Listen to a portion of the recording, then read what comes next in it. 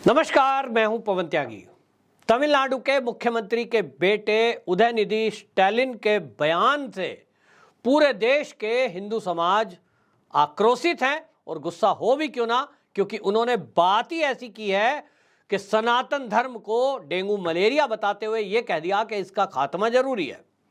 अब इसको लेकर जहां एक तरफ बहस हो ही रही थी और स्टैलिन के बेटे से यानी उदयनिधि जो है खुद भी मंत्री हैं, इनसे माफी मांगने की मांग हो रही थी, तो वो उस पर अड़ गए कि मैंने जो कहा है मैं इस पर कायम हूं और मैं माफी नहीं मांगूंगा।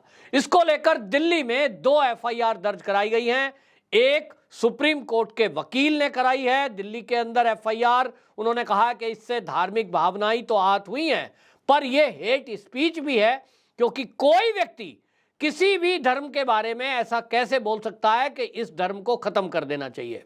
आपको याद होगा कि जिस तरह से नुपुर शर्मा को टीवी डिबेट के कारण ही सुप्रीम कोर्ट तक ने फटकार लगाई थी और किस तरह की बातें हुई थी, केस दर्ज हो गया और पूरी दुनिया तक में इसकी चर्चा हो गई थी। अब आप देखिए कि एक राजनीतिक दल का नेता जिसके सपोर्ट में कांग्रेस खड़ी हुई है, जिसके सपोर्ट में आज आप देखिए कि वो INDIA गठबंधन पूरा का पूरा खड़ा हुआ है, क्योंकि वो उसी का हिस्सा है और ये बोलते हैं कि सनातन धर्म एक डेंगू मलेरिया की तरह बीमारी है, इसको समाप्त कर देना होगा। क्या कहा मैं आपको बताता हूं। उसने कहा कि सनातन धर्म ऐसी कहा है, ऐसी कुछ चीजें होती हैं जिनका विरोध करना ही काफी नहीं होता, उन्हें हमें समूल मिटाना होगा। मच्छर, डेंगू, बुखार, मलेरिया, कोरोना जैसी चीज है, इसका हम केवल विरोध नहीं कर सकते, हमें इसे मिटाना होगा। सनातन भी ऐसा ही है, ये बयान दिया। और इस बयान को लेकर अभी एफआईआर हुई, माफी मांगने की मांग हो रही थी, कांग्रेस से जवाब मांगा जा रहा था। लेकिन इसी बीच आपको देखें कि इस मामले में जो कांग्रेस के इस समय अध्यक्ष हैं मल्लिकार्जुन खड़गे, उनका बेटा है प्रियांक खड़गे, उससे जब पत्रकारों ने पूछा कि देखिए MK स्टैलिन के बेटे ने इस तरह की बातें की हैं, इस पर आपका क्या कहना है, तो वो कहते हैं जिस धर्म में भी समानता नहीं है, जिस धर्म में भी मानवता की बात नहीं की जा रही, उस धर्म के बारे में जो उन्होंने कहा है वो ठीक ही है। मतलब वो ये कह रहे हैं कि कोई भी अगर वो मानवता की बात करने वाला धर्म नहीं है तो वो बीमारी है।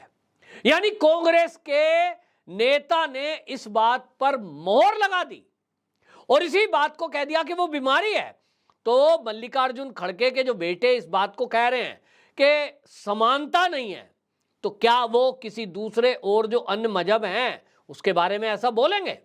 इसको लेकर टीवी पर बहस चल रही है, मीडिया में। इस बहस के दौरान मैं सुन रहा था, एक जाने माने पत्रकार है, उन्होंने एक सवाल उठा दिया कि ये जो मल्लिकार्जुन खड़गे के बेटे प्रियांक खड़गे ने बोला है कि जिस धर्म में समानता ना हो उसको समाप्त कर देना चाहिए, वो सनातन की बात कर रहे हैं कि सनातन को समाप्त कर देना चाहिए और उसको बीमारी बता रहे हैं। तो अब सवाल यह है कि जो ये INDIA गठबंधन है, अब इसमें तो JDU भी है, RJD भी है और इसके अंदर अब शिवसेना के जो उद्धव ठाकरे हैं उनसे भी सवाल पूछा जा रहा है। हालांकि इस पर जो एकनाथ शिंदे शिवसेना है उन लोगों ने आपत्ति दर्ज की है और FIR की भी बात की है। लेकिन आप ये देखिए कि ये जो INDIA गठबंधन है इसका मेन रूप से संचालन तो कांग्रेस ही कर रही है और सोनिया गांधी के नेतृत्व में। मैं आपको बता दूं कि जब से सोनिया गांधी हमारे देश में आई हैं, चल तो पहले भी रहा था इस देश में, जब से अंग्रेज आए, वो अंग्रेजों ने आकर जिस तरह से मिशनरीज को बढ़ावा दिया, जिसके कारण हमने देखा कि हमारे देश का नॉर्थ ईस्ट इस समय जो जलता हुआ पिछले दिनों मणिपुर में दिखाई दिया, उसका एक कारण मिशनरीज थी। चीजें सामने आई, ये कैसा करती हैं अभी आप पंजाब में देख लीजिए। धर्मांतरण चल रहा है, जिसको लेकर अमित शाह जी ने छत्तीसगढ़ में वहां खड़े होकर भूपेश बघेल पर सवाल किया कि ये जो चल रहा है एंटी कन्वर्जन लॉ हम लाए, उसको इंप्लीमेंट नहीं होने दिया। इसी तरह आप देखिए अरविंद केजरीवाल इस मुद्दे पर चुप है और पंजाब के अंदर भारी संख्या में धर्मांतरण का खेल चल रहा है। अगर आप गौर करेंगे तो जहां जहां भारतीय जनता पार्टी की सरकारें नहीं हैं, आप देखें वहां ये खेल चल रहा है। तो एक तरह से मैं कहूं तो जो ये उदयनिधि इसने बोला है बयान, वो बयान अब सामने आया है। ये जो सनातन को मिटाने का कार्यक्रम है ये तो पहले से चल रहा है। लोग कहते हैं सनातन को मिटाया नहीं जा सकता। बिल्कुल ठीक है, क्योंकि इस देश में शक आए, हूण आए, यवन आए, मुगल भी आए और अंग्रेज भी आए। मिशनरीज बहुत काम कर रही हैं। अरबों खरबों रुपया आया कि लोगों को लालच दो और इनको धर्मांतरित कर दो। मैकाले ने शिक्षा पद्धति लागू कर दी इस देश में कि ऐसी शिक्षा पद्धति लाओ कि ये जो हिंदू हैं इस देश के वो अपनी संस्कृति को ही भूल जाएं, वो अपना इतिहास भूल जाएं। और जब अपना इतिहास, अपने महापुरुषों को भूल जाएंगे, खुद को भूल जाएंगे, तो फिर उनका ब्रेन वॉश करके उनको ये बताया जाए कि तुम तो सपेरों का देश थे, तुम्हारे यहाँ तो सुई तक नहीं बनती थी। ये कांग्रेस के मल्लिकार्जुन खड़गे का बयान था कि ये देश में तो नेहरू के पहले सुई तक नहीं बनती थी। ये जो मंदिर बने हुए हैं, आज दक्षिण के मंदिर देख लीजिए और देश के अंदर जगह जगह आप देख लीजिए, उसकी कलाकृति आज विज्ञान भी मानता है। हमारे चांद की गणना, सूर्य की गणना, ग्रह नक्षत्रों की गणना, जो हमारी काल गणना है, उसको आज दुनिया मान रही है कि जो बात हमने आज से हजारों साल पहले कह दी कि ये जो सूरज है ये स्थिर है और बाकी ग्रह इसके चक्कर लगाते हैं, बाकी धर्मों को तो ये जानकारी नहीं। और आज इस पर लोग सवाल उठाएं, कोई कहे हम इसे समाप्त कर देंगे, तो समाप्त तो नहीं हो सकता, लेकिन हाँ प्रहार जरूर होते हैं, संख्या कम ज्यादा जरूर हो सकती है। इस देश में शक आए, हूण आए, यवन आए और मुगल आए और तलवारों के बल पे धर्मांतरण करने लगे। लोगों ने कटना मंजूर कर दिया, धर्म नहीं छोड़ा। इसीलिए आज इस देश के अंदर जो भी सनातनी हैं, मैं आज सनातनी के रूप में जिंदा हूं। आप में से बहुत सारे दर्शक आज अपने को ये कह सकते हैं कि मैं सनातनी हूं, तो वो हमारे उन पूर्वजों के त्याग, तपस्या और बलिदान के कारण है। और हमारी संस्कृति है कि उसको मिटाया नहीं जा सकता, वो हमारे जीवन की पद्धति बनी है। और इसीलिए मुझे मेरी माँ ने, दादी ने सिखाया है कि चींटी को भी आटा डालना है, कुत्ते को भी रोटी खिलानी है, पेड़ को पानी डालना है, सूर्य को भी जल का अर्घ देना है। मुझे मेरे बाप दादाओं ने संस्कृति से, मैंने कोई किताब नहीं पढ़ी है कि भाई पहले मैं इन सब चीज़ों के बारे में अध्ययन करूं तो जानूं कि सूर्य को अर्घ देने से क्या लाभ होता है, शिवलिंग पे जल चढ़ाने से क्या होता है, पीपल के पेड़ को नहीं काटना चाहिए, इसका पालन करें, इससे क्या होता है। मैंने नहीं अध्ययन किया। बहुत कम लोग होंगे जो उस पर स्टडी कर रहे होंगे, लेकिन मेरे पूर्वजों ने मुझे बताया कि इसको रक्षण करना है, इसका पालन करना है, नदियों को स्वच्छ रखना है, पर्वतों को ठीक रखना है और इनके पूजन करना माने इनका आदर करना है। तो प्रकृति के पूजक हम सनातनी, हमारे जीवन शैली में है ये। और इसीलिए हमारे जीवन की पद्धति में यह है कि जानवर को भी, चींटी को भी नहीं मारना, सांप को भी नहीं मारना, सबके अंदर परमात्मा का वास देखना, यह है सनातन। तो खत्म नहीं कर पाएंगे, लेकिन कोशिश कर रहे हैं और इस कोशिश में वो लालच भी देंगे, वो तलवार भी लेके आएंगे, बंदूक भी लेकर आएंगे, जहां जिसका जोर चल रहा है। लेकिन उसके बावजूद भी आज सनातन है तो वो इसलिए है क्योंकि सनातन ऐसा ही है कि वो आदि काल से है और आदि काल तक आगे आगे तक रहेगा। लेकिन सवाल ये उठ रहा है कि जो राजनीतिक दल जिस तरह की राजनीति कर रहे हैं, तमिलनाडु की अगर मैं बात करूं तो वहां आपको मैं बता देता हूं, अगर मैं प्रतिशत के हिसाब से लूंगा तो 2011 के अगर मैं आंकड़े आपको बताऊं तो 87.6% वहां हिंदू है, 6.12 यानी लगभग 6.25% मात्र वहां ईसाई है, 5.86% वहां मुस्लिम है।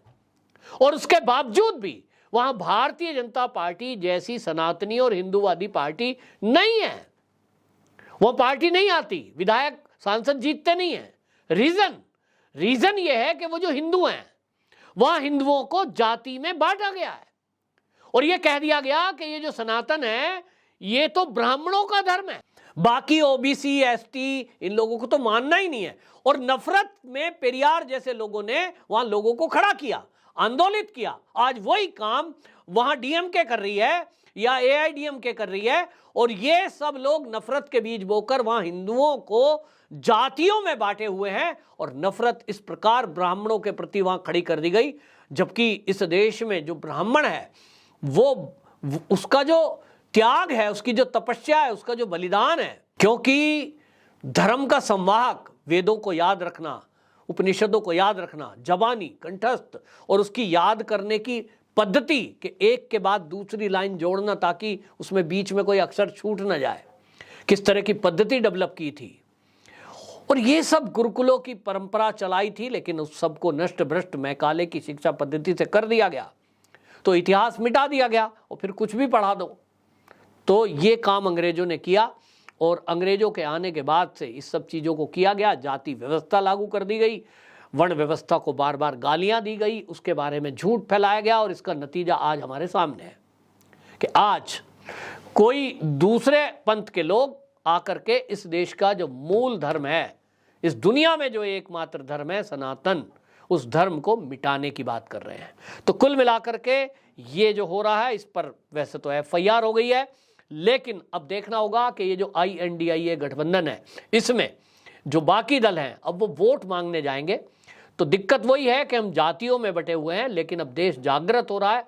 तमिलनाडु के अंदर भी जो जागृति आ रही है, लोग अब जाति छोड़कर अब अपने धर्म की तरफ जो चल रहे हैं। तो वहाँ ये जो दल हैं जिनकी खिचड़ी अभी तक केवल लोगों को, हिंदुओं को जाति में बांटकर चल रही थी, वो खिचड़ी पकना बंद हो रही है, और इसीलिए ये बौखला रहे हैं। इनको लगता है कि ध्रुवीकरण करने के लिए ये अब सनातन धर्म को गाली दो ताकि बाकी धर्म के लोग खुश होकर आपको वोट दे दें। इस तरह की बयानबाजी करके ये कांग्रेस और उसके सहयोगी दल इस तरह का काम करते हैं। और ये कांग्रेस ने भी किया है पहले से, हिंदू आतंकवादी बताकर, मंदिरों का विरोध करके। और अभी भी आप देखिए जो प्लेस ऑफ वर्शिप एक्ट है, अब उस एक्ट की बात जब आएगी तो आप देखना किस तरह से विपक्षी दल एक्सपोज होंगे और ये इसका विरोध करेंगे। तो ये होता रहा है इस देश में, लेकिन अब ये विपक्ष एक्सपोज हो रहा है। और वहीं आपको बता दूं, अब तमिलनाडु की स्थिति तो ये है कि इस मुद्दे से वहां के लोग जागृत हो रहे हैं, लेकिन देखना होगा कि इससे भारतीय जनता पार्टी को कितना लाभ मिलता है। इतना तो तय हो ही गया कि इसमें INDIA गठबंधन एक्सपोज हो गया है कि ये पूरी तरह जो गठबंधन है ये सनातन विरोधी है, ये हिंदू विरोधी है।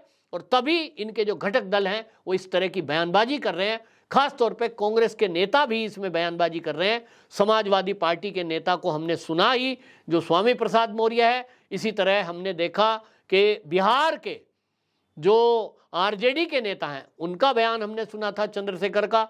तो कुल मिलाकर के एक सोची समझी रणनीति के तहत हिंदुत्व पर प्रहार किया जा रहा है, सनातन पर प्रहार किया जा रहा है।